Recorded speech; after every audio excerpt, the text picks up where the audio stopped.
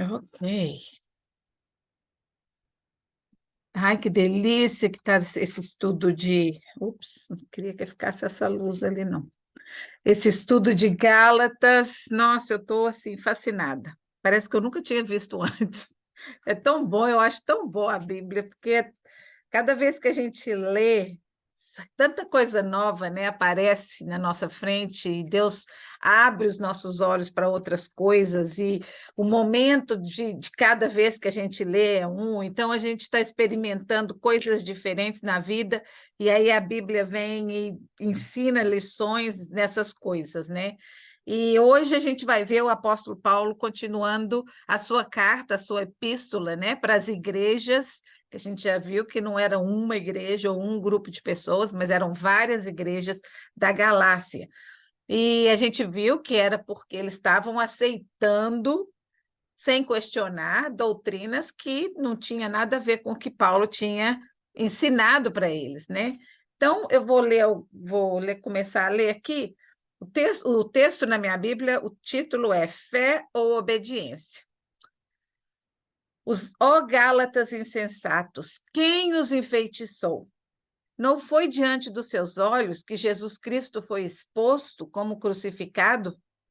Gostaria de saber apenas uma coisa: foi pela prática da lei que vocês receberam o Espírito Santo ou pela fé naquilo que ouviram? Então, o que o apóstolo está dizendo? Há uns meses antes, talvez não mais do que um ano, ele tinha passado por ali, eles não sabiam nada de Jesus. Paulo levou a mensagem do Evangelho, pregou para eles, explicou a respeito de Jesus, da morte, da ressurreição, do plano, do propósito de Deus para que Jesus, o Messias, viesse. Eles abraçaram aquela verdade, creram em Paulo na pregação, receberam o Espírito Santo, e aí Paulo partiu para a nova missão dele. E aí passa um tempo, vêm uns judeus também que eram convertidos, mas dizendo para eles que não, isso não era suficiente, eles precisavam circuncidar. Sem a concisão não teria salvação. Eles não iam ser reconhecidos e recebidos por Deus. Então, aquele pessoal ali estava mais ou menos perdido, né? Porque eles parece que rapidamente esqueceram tudo que Paulo tinha ensinado e estavam abraçando essa falsa doutrina que esse pessoal tinha trazido para eles.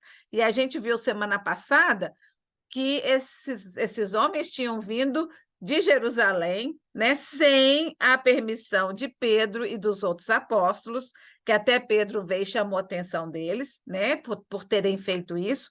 E agora Paulo está aqui falando com eles próprios, com os Gálatas, né? Antes ele estava falando com os judeus que haviam vindo.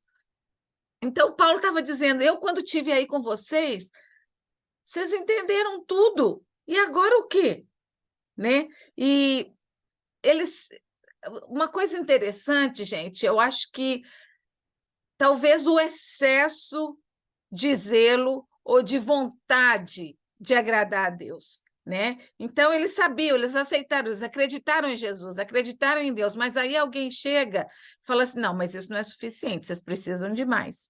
Então, assim, não é nem por maldade total dos Gálatas, mas é por imaturidade, né? Por não conhecer a palavra de Deus. Então, aqui nesse capítulo, Paulo vai deixar bem claro para eles o ponto que ele está querendo fazer, chegar, né? Então ele vem, quem que enfeitiçou vocês? Parece que vocês estão assim sob o efeito de uma coisa demoníaca, vocês estão completamente cegos.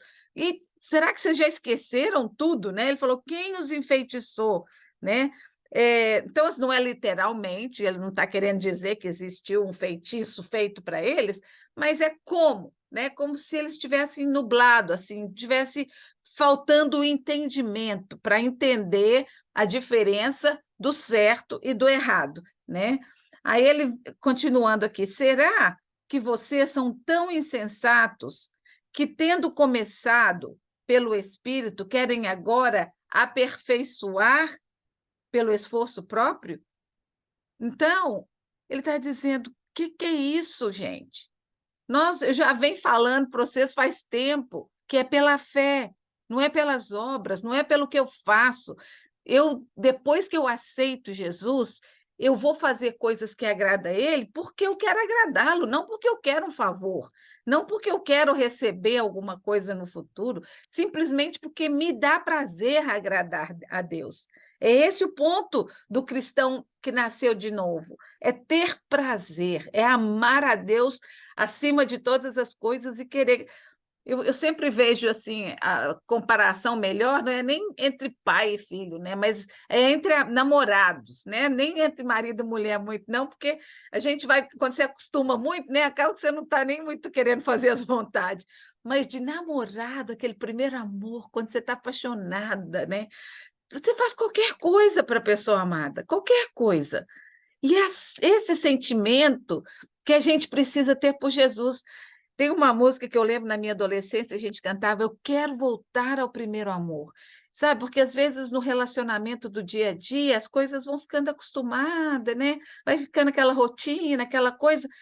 De vez em quando, a gente tem que renovar aquele amor, a gente tem que voltar àquele primeiro amor, de lembrar como que eu me apaixonei por Jesus, né? Até no casamento isso é importante, né? A gente ontem no grupo das minhas jovens mães lá, foi um momento de questões abertas, elas perguntavam o que queria, e nós, as Titus Moms, a gente respondia.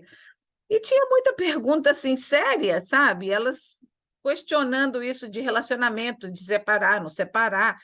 E é uma coisa que eu vi que todos nós falamos muito é que casamento é trabalho, você tem que trabalhar por ele todos os dias. Não é uma coisa que, uma vez que você casou, então está pronto, não precisa fazer mais nada. Não, a gente precisa trabalhar no relacionamento, a gente precisa se dar, né? E renunciar também. Tem momento de chegar, momento de afastar. Então, é a mesma coisa com o nosso relacionamento. Por que na Bíblia tem tanta comparação da igreja como a noiva?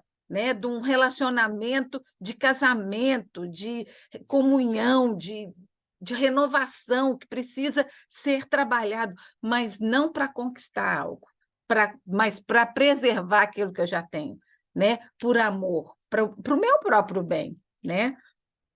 Então, quando os nossos olhos se abrem e podemos ver a Jesus como ele é realmente, e conhecê-lo através do Espírito Santo, nada vai turbar a nossa fé, nada vai mudar a nossa maneira de crer em Jesus. Quando ele é o centro, quando ele é a razão da sua mente, quando não tem nada na frente dele, na sua adoração, no seu louvor, na sua oração, então ninguém vai poder tirar de você a sua fé ou questionar a sua fé. Né? Eu acho que é tão importante a gente. Sabe, Paulo vai falar isso uma e outra, e Jesus falou isso, eu sou o caminho, eu sou a verdade, eu sou a vida. Paulo é o caminho a Deus, Jesus é o caminho a Deus, Jesus é o caminho da salvação, né? O caminho que nos leva à comunhão. E então Paulo continua aqui falando, ele fala assim, será que foi inútil a gente sofrer tanta coisa? Porque por causa do evangelho, por causa da mensagem de boas novas de Paulo, eles sofreram perseguições. Lembra que foi lá na Galácia que Paulo foi espancado e jogado lá no chão, apedrejado, deixaram ele lá para morrer. Eles largaram ele lá porque pensaram que ele já estava morto. Foi nessa área de Galícia, lá em Atos 14, a gente lê isso, né? Então, assim, ele falou, e esse sofrimento todo vocês passaram comigo? Será que isso não valeu de nada? Se a gente ainda tem que estar trabalhando e fazendo esforço e cumprindo regras da lei, né? Então, tudo isso, gente, era porque tinham aqueles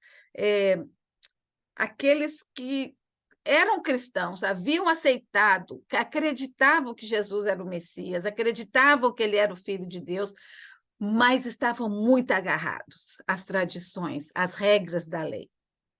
Então, a gente viu isso muito semana passada, né? Que a religiosidade, às vezes, atrapalha. A religiosidade atrapalha o relacionamento com Deus, o relacionamento com pessoas, né? A gente tem que, sabe, não vamos viver de religiosidade. Hoje em dia a gente olha para trás e vê quanto que religião provocou guerras, né, discórdias. Então, não é religião. Paulo não estava pregando uma religião, Paulo estava pregando o evangelho, as boas novas de salvação em Cristo Jesus, né? Aqui ele estava falando que esse pessoal, quando eles se converteram, eles receberam o Espírito Santo. O Espírito Santo era o que Deus ia mandar quando Jesus fosse para aqueles que Deus aprovava, para aqueles que aceitavam a Jesus. Eles foram batizados. Como é que eles agora que estavam pensando que eles tinham que fazer alguma coisa a mais? Aqui fala no versículo 5. Aquele que dá o seu Espírito e opera milagres entre vocês, realiza essas coisas pela prática da lei ou pela fé com a qual vocês receberam? Então, vocês nunca tinham praticado a lei, e Deus deu para vocês o Espírito Santo. Foi por quê, então, que ele deu? Né? Então, Paulo ele gostava muito de questionar, ele sempre jogava uma pergunta, né, para desafiar o posicionamento daquelas pessoas. Eu coloquei aqui alguns versículos que eu vou ler, quer ver? Então, aqui eu até coloquei, o Espírito Santo, Paulo quis dizer, o Espírito Santo não é um prêmio ganho por meio de obras da lei. Então, não é um prêmio, ele não é um galardão que você recebe. Não, o Espírito Santo é nosso companheiro, nosso conselheiro, aquele que nos alerta das coisas que a gente está fazendo que não devia, ou que nos ensina, nos faz lembrar a palavra de Deus, ele intercede por nós diante de Deus. É a única pessoa na Bíblia que intercede por nós. É Jesus e o Espírito Santo. A única pessoa. Você pode orar para sua avó que morreu ou para qualquer outro santo, ninguém tem poder de interferir, de chegar lá e falar, Deus, olha, aqui, a Elsa está ali, ó, precisando tanto disso. E a Bíblia ainda fala que o Espírito Santo intercede por mim quando eu não sei orar, porque às vezes eu não sei nem o que pedir. E a Bíblia diz que o Espírito Santo intercede com gemidos inexprimíveis. É a palavra exata que a Bíblia usa. Então, assim, o Espírito Santo sabe o que Deus tem para mim. Então, ele vai e fala, Deus, olha, ela está lá perdida, lá, ela não sabe o que ela quer, ela está buscando os caminhos que não deve. Ajuda, qual que é a sua vontade para ela? Eu estou aqui, ó, no caminho, pedindo por ela. Então, gente, é tão bom a gente ter certeza que esse Espírito Santo está andando comigo quando eu vou no banheiro, quando eu estou dirigindo, quando eu estou na cozinha fazendo comida, ele está conosco. E a gente não sabe, se você começar a colocar na sua mente, nossa, o Espírito Santo está aqui comigo, vou fazer a comida melhor, mais gostosa ainda. Ou, sabe, em todas as coisas pequenininhas que a gente faz, sabe, considera isso. Considera que o Espírito Santo vive dentro de você quando você recebe a Jesus, né? Então, em Atos 4:31, foi quando o Espírito desceu pela primeira vez. Na verdade, eu vou ler Atos 2:38 primeiro. E disse-lhe Pedro, arrependei-vos e cada um de vós seja batizado em nome de Jesus Cristo para perdão dos pecados e recebereis o dom do Espírito. Então, em Atos 2, eles estavam reunidos no dia do Pentecoste, né, orando, e aí o que aconteceu? O Espírito Santo, pela primeira vez, desceu sobre eles. E aconteceu o terremoto, foi aquela coisa, né, que aconteceu. Todo mundo percebeu o que tinha acontecido, né? E a partir daí, cada vez que Pedro e os discípulos levavam a mensagem do Evangelho e as pessoas criam, o Espírito Santo era derramado nessas pessoas, né? Como aqui no 4:31, em Atos 4:31, fala assim: e tendo eles orado, moveu-se o lugar em que estavam reunidos e todos foram cheios do Espírito Santo e anunciavam com ousadia a palavra de Deus. O Espírito Santo dá ousadia também, né? Então, aqui não está falando dos apóstolos, aqui está falando dos 3.000 ou mais que se converteram com a pregação de Pedro, né? Pedro ali saiu daquele momento que o Espírito Santo desceu sobre eles e o povo começou, tá tudo bêbado, tá todo mundo bêbado aí, falando umas bobeiradas, e tá falando no nosso idioma. Eu estou entendendo o que eles estão falando. E eles são simples homens da Galileia, pescadores, eles estão falando uma mensagem que eu estou entendendo. Aí Pedro levantou e começou a pregar o evangelho. E eu acho interessante que a mensagem de Pedro foi acusadora, né? Ele falou: olha, vocês mataram a Jesus, porque tinha acabado de acontecer 40 dias atrás, né? Então, não era alguma coisa que ficou no esquecimento, passou 10 anos, não, estava fresco ali. Então, Pedro começou falando da mensagem desse Jesus que acabou de morrer, ele ressuscitou, ele está vivo e ele subiu ao céu, mas ele vai voltar. Então, Pedro começou a sua mensagem e as pessoas estavam tão impressionadas com o que eles tinham visto, né, sobre o Espírito Santo descer sobre eles, que muitos converteram. Se vocês não conhecem bem a história de Atos, né? Leiam lá. Lucas é quem relata esses fatos, né?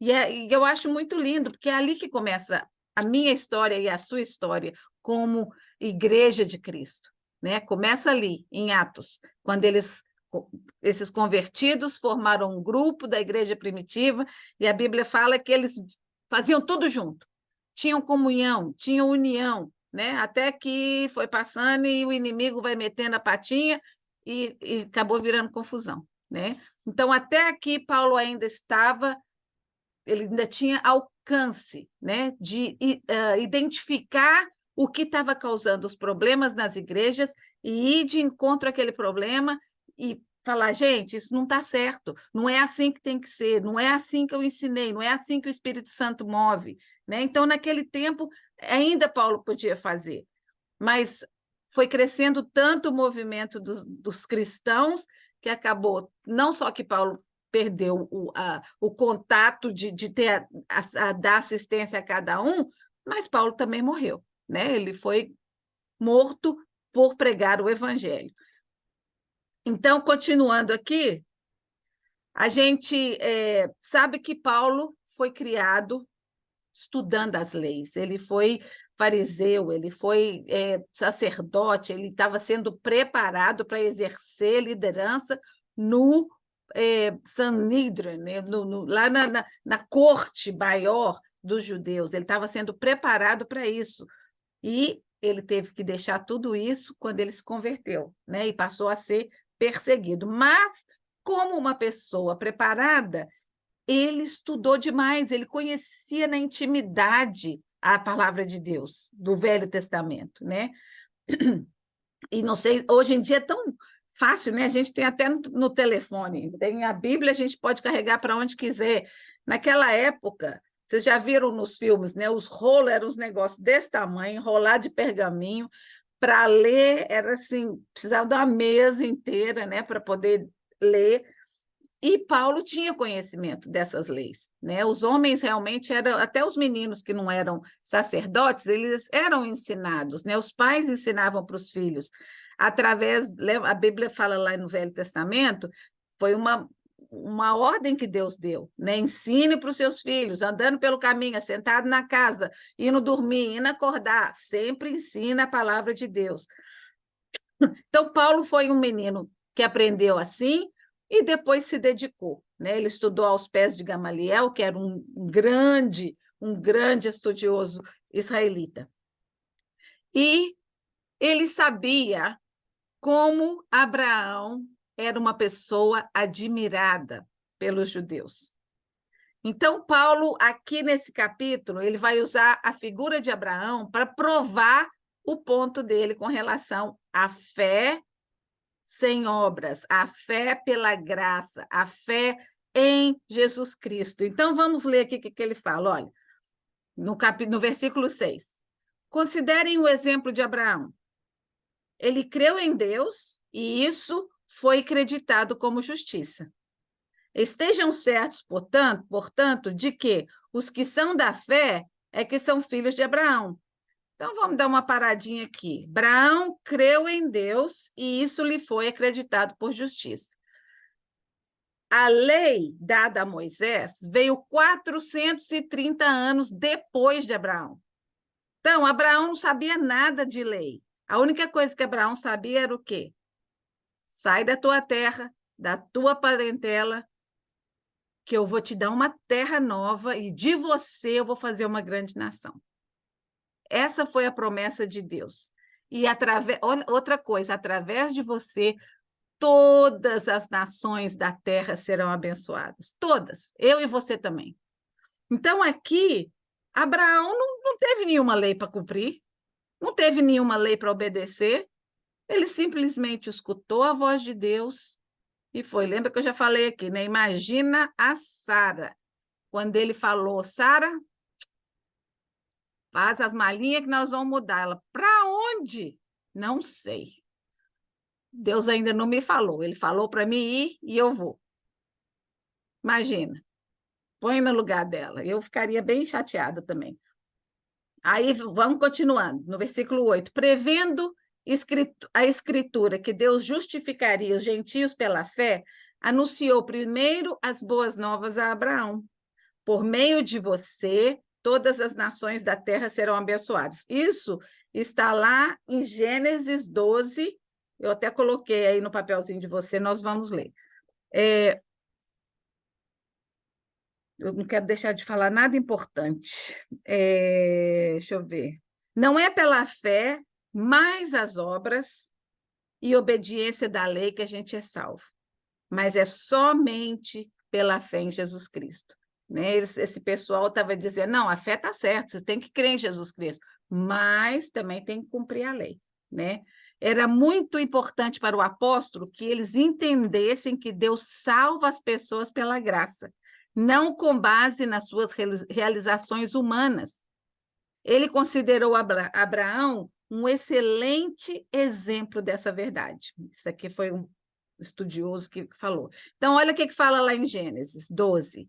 Farei de você um grande povo e o abençoarei, tornarei famoso o seu nome e você será uma bênção. Abençoarei os que te abençoarem, amaldiçoarei os que te amaldiçoarem. E por meio de você, todos os povos da terra serão abençoados. Aí no capítulo 18, Abraão será o pai de uma grande poderosa nação, e por meio dele, todas as nações da terra serão abençoadas. No 22, pela segunda vez, o anjo do Senhor chamou do céu a Abraão e disse, juro por mim mesmo. Olha só, gente, toda vez na Bíblia que você vê o anjo do Senhor com letra maiúscula, é Jesus que apareceu, lá no Velho Testamento. Nenhum outro anjo na Bíblia é aparecido com letra maiúscula. Então, todas as vezes que você lê o Velho Testamento e você vê falar o anjo do Senhor com letra maiúscula, Jesus estava lá. Esse era Jesus, tá? Então, foi Jesus que falou. Olha, e olha também como é que ele fala. Jesus estava jurando por ele mesmo. Juro por mim mesmo, declara o Senhor, que por ter feito o que fez, não me negando o seu filho, isso aqui foi depois que Abraão quase sacrificou o filho, né, em obediência a Deus, o seu único filho, esteja certo de que eu o abençoarei e farei seus descendentes tão numerosos como as estrelas do céu e como as areias da praia do mar. Sua descendência conquistará as cidades dos que lhe forem inimigos, e por meio dela todos os povos da terra serão abençoados. Gente, uma e outra vez. Essa foi a mensagem de Deus para Abraão, né? Então, e aí tem o capítulo 11 de Hebreus, aqui no Novo Testamento, do outro lado da história. Capítulo 11 dá o hall da fama da Bíblia, né? Dos patriarcas, e Abraão está ali, mencionado como aquele que recebeu a promessa de Deus porque ele creu. Então, aqui Paulo está dizendo, se Abraão, lá no início, foi considerado justo só porque ele creu na promessa que ia vir, né? Abraão estava lá, e não só Abraão, Moisés, Davi, todos eles creram que viria o Messias, que viria um prometido de Deus. Então, eles creram antes da promessa vir. Eu e você já já passou a promessa, e nós estamos crendo, nós não vimos também, mas nós cremos na promessa, porque aconteceu, né? E nós temos provas na Bíblia de que tudo aconteceu como Deus havia prometido no Velho Testamento. Então, assim, tiveram os que foram justificados porque creram sem ver, os que creram quando viram, e nós, os que estamos depois, que cremos, ainda que nós não vimos. Né? Então, todos nós é pela fé. Isso é o resumo desse capítulo 3 e de todo o livro, praticamente. Né? Abraão creu em Deus não significa apenas que ele acreditava que Deus existe. Gente, é tão diferente acreditar e crer. Né? Já falei aqui, até o diabo acredita que Deus existe, que Jesus é o Filho de Deus. Mas crer é ter total confiança nele. É ter aquela total e absoluta dependência de que ele é capaz de fazer o que ele prometeu fazer. Né? Crer é mais do que acreditar, muito mais. Quantas pessoas acreditam em Deus, acreditam em Jesus, mas você vê que não tem nada a ver. A vida que vive não tem nada relacionado com uma pessoa que crê. Acreditar e crer. Né? Vamos colocar a nossa vida onde que eu estou. Eu acredito ou eu creio? Né? Eu creio que ele é. Né? Na Bíblia ele fala quem é o nome, como é que é o nome dele? Eu sou. Eu sou. Não é eu era, não é eu vou ser, eu serei, eu sou. Ele é o mesmo ontem, hoje e será para sempre. Né? Aí, no versículo 7, ele fala que estejam certos, portanto, que os que são da fé é que são filhos de Abraão. O que isso quer dizer? Não tem que ser um judeu de sangue mais para ser filho de Abraão. Eu e você, que aceitamos a Jesus como Salvador, somos agora descendência de Abraão. Nós somos benditas através da crença, através da fé de Abraão. Eu e você, que acreditamos em Jesus, nós somos descendência de Abraão, gente, que delícia.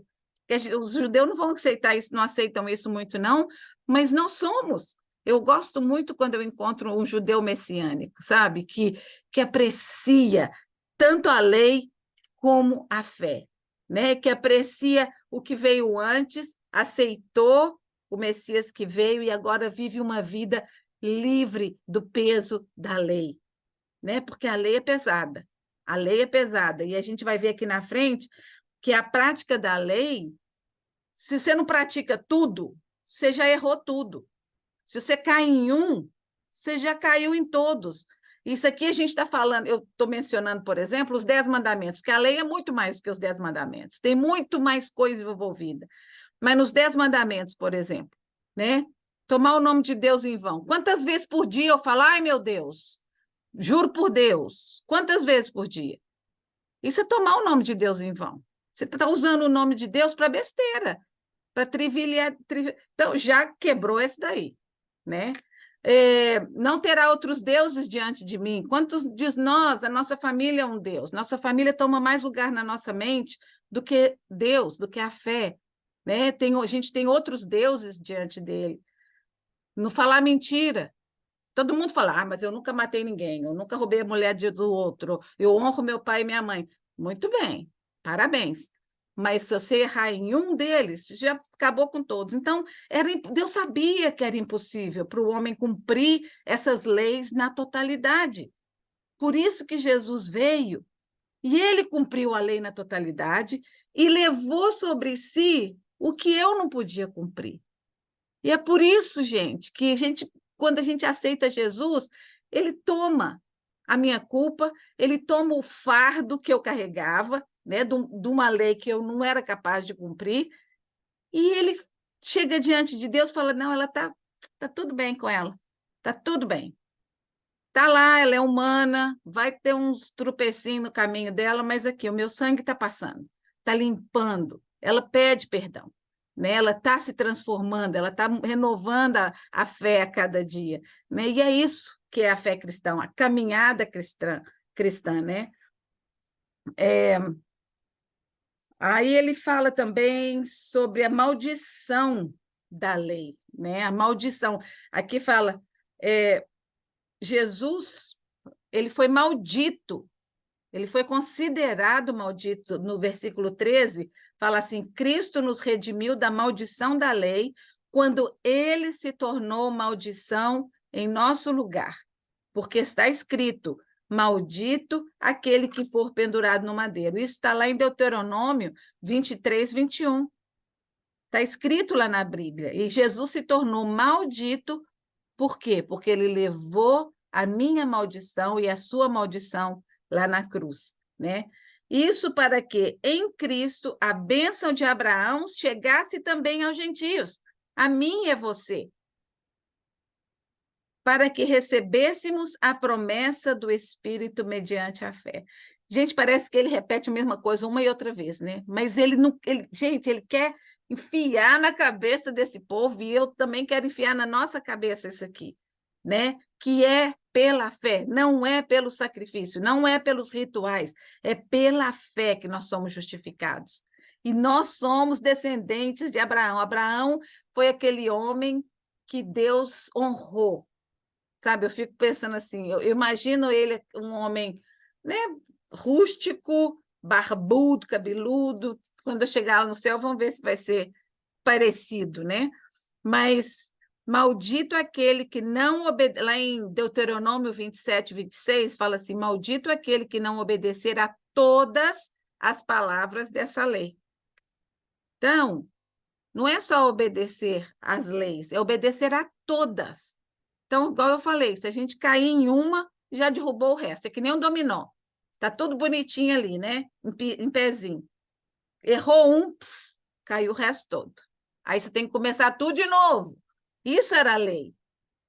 Todo ano eles vinham, faziam aquela mesmo ritual, a mesma coisa, o sacrifício. Aí caía todos os dominózinhos de novo, aí tinha que recomeçar tudo de novo. Por isso que a Bíblia diz que quando Jesus falou, está consumado, ali pronto, ele botou um fim nesse sistema sacrificial que Deus havia instituído, e ele foi aquele cordeiro perfeito, cordeiro humano perfeito, né, que cumpriu todos os requisitos que Deus tinha para que o homem fosse de uma vez por todas justificado diante de Deus. Quando Paulo disse que os que são das obras da lei estão sob a maldição, ele não quis dizer que a lei era má. Não, acho que a lei serviu o propósito. Serviu o propósito de apontar para Jesus, de ensinar que veria um, que seria o mediador, e também de separar o povo de Deus. Né? Um povo que tinha regras, que tinha caráter, que tinha um ser superior que os guiava, enquanto as outras nações eram um desastre. Né? Por que Deus... Eu até escutei essa semana alguém falar isso, e eu não sei, eu não vou pesar nisso, mas faz um pouco de sentido, mas a gente, né, com esse negócio que está acontecendo em Israel, e o primeiro-ministro lá falou assim, quando Deus criou a nação de Israel e mandou a nação de Israel para a terra que ele tinha prometido, Deus falou, acabe com todos esses povos em volta. Era para se fazer um extermínio. Deus separou alguns que eles falou, não, esse aqui não, mas o resto era para acabar. E Israel desobedeceu. Então, o primeiro-ministro estava falando, agora nós vamos acabar com eles, né? Que não são os palestinos, né? Mas essa seita do Hamas, que está destruindo tanta gente. Né? E o triste desse Hamas, eu fico triste de ver pessoas que não têm ideia da história, né? Não têm ideia da história de Israel. Israel começou aqui, ó, com Abraão, lá em Gênesis. Ele foi o primeiro cidadão judeu que existiu. Ali começou Israel. E dali para frente, Deus foi orientando, Deus foi guiando, né? E as pessoas não têm ideia. Né? Eu fico pensando, teve aquele ataque no sábado, dia 7, no domingo, a nação de Israel jogava bilhetinhos em Gaza para o povo sair, para o povo esconder, para se proteger, porque eles iriam atrás do pessoal mau, né? Agora, o Hamas, o que eles fazem? Eles colocam os centros dele em hospitais, em lugares de vulnerabilidade, eles usam crianças como escudo. Israel põe as crianças protegendo atrás. Então, é isso que esse povo que está aí na rua protestando para a guerra acabar, não sei o quê, não conhece a história, não conhece de onde que vem essa rixa ou essa maldade, né? E essa coisa é demoníaca, né? Então, a gente tem que olhar para esses conflitos. Existe coisa política? Existe. Mas Israel é o povo de Deus. Deus nunca deu as costas para Israel. Deus deixou Israel bater a cabeça e sofrer consequências pesadas pelos seus erros, pesadas. Eles foram levados para a escravidão 3 vezes no Velho Testamento. Depois tiveram o Holocausto aí, que foi uma tragédia grande, né? Então, assim, eles sofrem Deus deixa eles sofrerem, como nós, os pais, muitas vezes, temos que deixar nossos filhos sofrerem as consequências daquilo que eles fazem, né? Mas Deus não vai abandonar Israel. Nunca. Nunca. Tá? É que nem nós com os nossos filhos. Eles podem pisar na bola, fazer o que for, mas nós vamos sempre estar ao lado deles. Então, Israel é o povo escolhido de Deus. Nunca duvide disso e nunca deixe nada tirar isso da sua mente, né? Paulo, na sua sinceridade, argumenta com eles sobre a essência da fé que eles um dia tiveram quando ouviram as boas novas pela primeira vez. Agora que vocês já creram e receberam o Espírito Santo, por que vocês estão tentando ganhar a aprovação de Deus através de outras coisas? Né? Isso que ele está dizendo na sucinta aqui, né? O Espírito Santo é o selo de aprovação que Deus coloca nas pessoas que reconhecem a necessidade de perdão, aceitam o sacrifício de Jesus e, pela fé, são justificados. O Espírito Santo é o selo de Deus. Pronto, ó, está selado. Está selado, recebeu o Espírito Santo de Deus. Agora, a Bíblia também fala para a gente não entristecer o Espírito Santo. Tem coisas que a gente faz que vai entristecer o Espírito Santo, né? Então, a gente precisa ter cuidado das nossas ações, das nossas palavras. Eu lembro, quando era menina, a gente cantava uma musiquinha, falava, cuidado o olhinho no que vê, cuidado boquinha no que fala, cuidado o ouvido no que escuta, pois o Salvador do céu está olhando para você. Cuidado, né? Então, a gente tem que ter cuidado, né? Qual tipo de filme que eu estou vendo, ou que tipo de música que eu estou escutando, né? Tem umas músicas no Brasil que eu fico assim, horrorizada de ver, e o povo está lá cantando e dançando, né? Aqui também deve ter, mas eu não escuto muito, então eu não sei. Tem esses rap que anda por aí que são terríveis. Então, assim, sabe? Se você sabe que o Espírito Santo habita em você, não é que você vai, então, ficar trancado dentro de... Não, vamos curtir, vamos passear, vamos...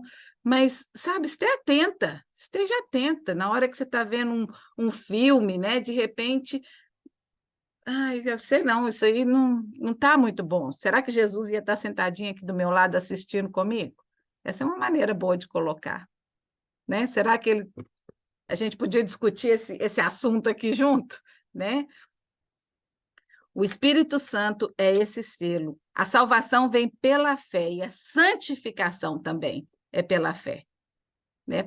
Durante uma vez que a gente aceitou esse sacrifício, que a gente aceitou a Jesus, a gente passa ao processo de nasceu de novo, então vai processo de santificação, né? Primeiro a gente vai tomar leitinho, vai aprender as coisas básicas do evangelho. Aí, quando você vai ficando mais maduro, né? Aí vai começando a comer umas carninhas moídas. Depois vem o steak, né? Aquela picanha bem sugosa e gostosa, né? Que é o que a gente está comendo agora. A gente está comendo umas picanhas boas, né? A gente está indo mais profundo na fé cristã, no evangelho cristão. Não estamos ficando só nos evangelhos, nos milagrinhos de Jesus. Que maravilha, né? Que coisa bonita. É muito bonito, mas a gente precisa mergulhar um pouco mais profundo, né? Aprender a nossa caminhada com Deus, né? Paulo afirma que a partir da morte e ressurreição de Cristo, não eram apenas os judeus que seriam considerados descendentes de Abraão, mas todos os que recebessem o evangelho, as boas novas da salvação, seriam considerados descendentes. Apesar do íntimo e insubstituível relacionamento entre Deus e a nação de Israel, nós, os gentios, também somos contados como descendentes de Abraão.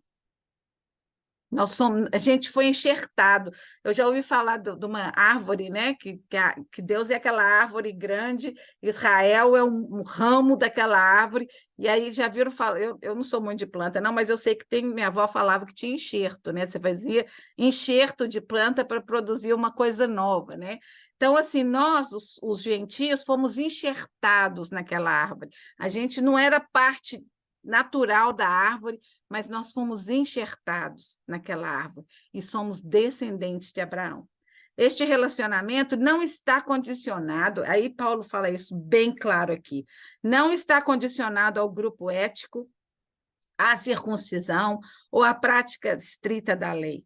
Para receber o Espírito Santo e fazer parte dessa família da fé, o único requisito é aceitar a Jesus como único e suficiente Salvador. O único requisito é aceitar a Jesus, já li, o único requisito, Salvador. Isso é disponível a todas as pessoas, independente do sexo, nacionalidade, posição social e até mesmo moral. Quantas pessoas criminosas que aceitam a Jesus, se regeneram, transformam, têm as suas vidas transformadas. A gente viu o ladrão na cruz ali ao lado de Jesus, que recebeu a justificação, recebeu o perdão, por quê? Ele reconheceu, eu merecia estar aqui, mas ele não, né? Quantos daqueles soldados ali que crucificaram a Jesus, que tiveram oportunidade de ter os olhos abertos, esse, na verdade, era o Filho de Deus. Creio que ali teve muito soldado que reconheceu e aceitou Jesus como Salvador e foi justificado, né? O sangue de Jesus é capaz de transformar o mais sujo pecador em um vaso de bênçãos. Mesmo antes de Jesus ter vindo ao mundo, antes de que Moisés recebesse as leis, a salvação era e continua sendo pela fé. Os patriarcas da fé creram na promessa que viria. Nós cremos na promessa que já veio, né? Já falei isso. Se a única maneira de ter acesso ao reino de Deus fosse através da obediência, da circuncisão, isso é uma coisa que eu achei interessante, que nunca passou pela minha cabeça, e eu estava estudando e vi um comentarista que falou isso, eu falei, gente, é verdade. Falou, se a única maneira de você chegar no reino de Deus era através da circuncisão, o que aconteceu com as mulheres? A gente ficava de fora, né? Aí eu falei, isso é verdade, né? Então, a salvação é um presente de Deus que é alcançado única e exclusivamente pela graça, através da fé em Jesus. Paulo deixa bem claro aqui, vamos ler do 26 ao 29. Todos vocês são filhos de Deus mediante a fé em Cristo Jesus, pois os que em Cristo foram batizados, de Cristo se revestiram. Não há judeu, nem grego, escravo nem livre, homem nem mulher, pois todos são um em Cristo Jesus. E se vocês são de Cristo, são descendência de Abraão e herdeiros segundo a promessa. Então, Paulo disse, não existe separação. Nos judeus existia muita separação de classes, de sexo, de ranking, né? Ou de categorias. Para Deus, somos todos iguais. Não há judeu, não há gentio, não há grego. Paulo deixa isso bem claro, né? Que maravilha que nós podemos servir a um Deus que é maravilhoso, que é além de barreiras, que é além de nada. Para Deus existe amor, existe justificação pela fé Por causa de Jesus, a porta está aberta. A porta do céu, a porta da fé, a porta de um relacionamento com Deus está aberta para todos, por causa do Espírito Santo que habita em nós. Nós somos unificados. Gente, Deus não vê as diferenças, sabe? Deus não vê que os católicos adoram a Deus de uma maneira, ou os evangélicos, os batistas de um, os presbiterianos de outro. Deus vê o nosso coração. Ele quer a sinceridade do meu coração. Rótulos para ele não importa. Isso quem colocou foi os homens. Os homens colocaram rótulos em tudo, né?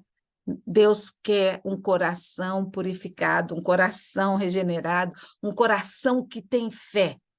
Fé no Filho dele, né? Fé nele, que ele é um Deus de amor, que ele é um Deus fiel, que ele é um Deus Pai eterno, maravilhoso. E fé no que Jesus disse, que ele está preparando um lugar para nós, né? Para que onde ele esteja, nós estejamos também. Então, gente, vamos analisar e ponderar no nosso coração qual é a razão da minha fé, né? Em que eu tenho fé? Né? Eu estou satisfeita, Jesus me satisfaz, eu entendo que uma vez que eu criei, ele já me aceitou, ou eu ainda estou pelejando para poder agradar a ele fazendo outras coisas. Ele não quer isso. Jesus levou o peso que a gente carregava. Essa lei pesada aqui, ó, que esse povo carregou por anos, Jesus levou, né, para que nós pudéssemos ter liberdade em Cristo, de viver uma fé cristã que vale a pena. Não só aqui, nessa terra, mas lá do outro lado também. Que Deus abençoe, que vocês tenham uma semana abençoada.